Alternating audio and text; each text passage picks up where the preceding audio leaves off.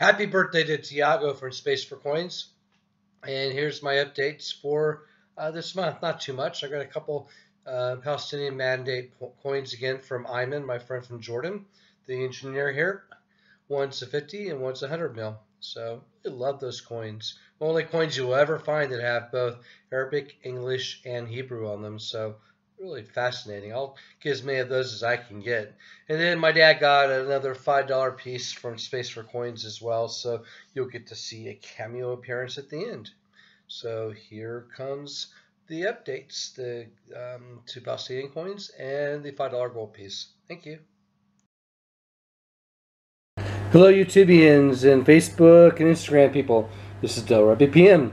Here's my modest pickups for the month. I've got a couple more 50 and 100 mil Palestinian mandate coins from my friend Aymen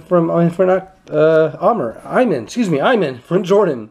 So I got a 1929 mint, each about 2 million, 100 mil, and then a 50 mil 1939, I believe. And that one has a 3 million mintage. And my father also picked up a $5 gold piece. These two are probably very high-end AU. Not a lot of scratching at all on these. They're really nice. And then the $5 piece my father got is probably AU also, because it does have some micro scratching on it. Anyway, here it is. Please like and subscribe, as South 8 Metal likes to say. Hey guys, Space4coins here. I want to show you these gold $5 from 1894.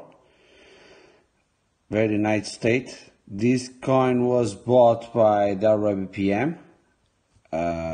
So congratulations to Del Rabbi. It's a nice $5.